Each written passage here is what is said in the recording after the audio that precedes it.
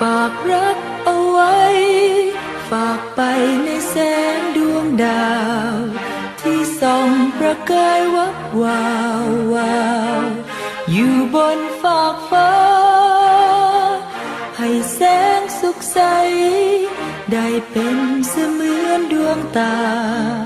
คอยส่องมองเธอด้วยแววตา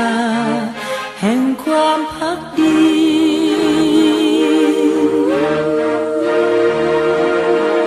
เก็บฟ้ามาสาน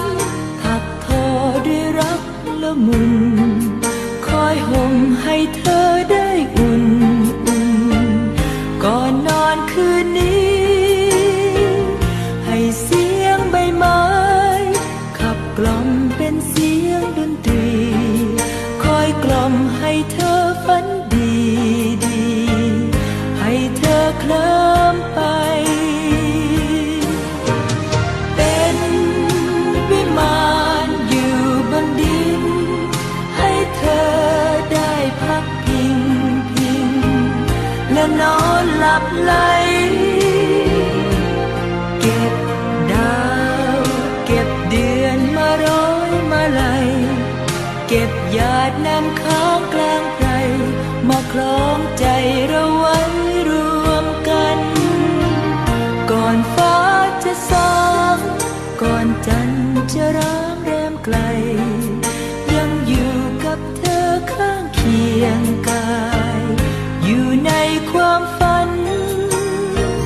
ฝากเสียงกระซิบฝากไปในสายลมผ่านข้ามขอบราตรีที่ยาวนานให้เธอฝันดี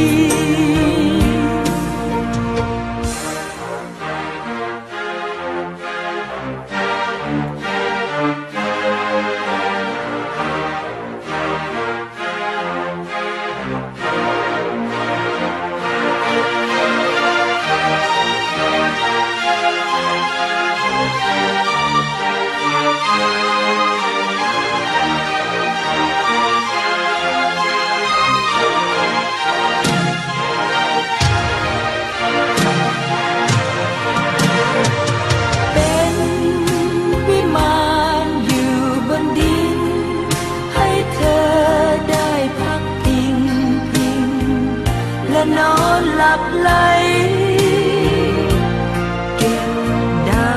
วเก็บเดือนมาร้อยมาลัยเก็บหยาดน้ำค้างกลางไพรมาคล้องใจเราไว้รวมกันก่อนฟ้าจะสางก่อนจันทร์จะร้างแรมไกล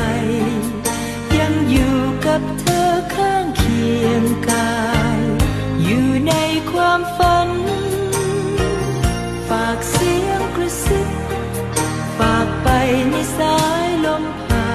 นข้ามขอบราตรีที่ยาวนานให้เธอฝัน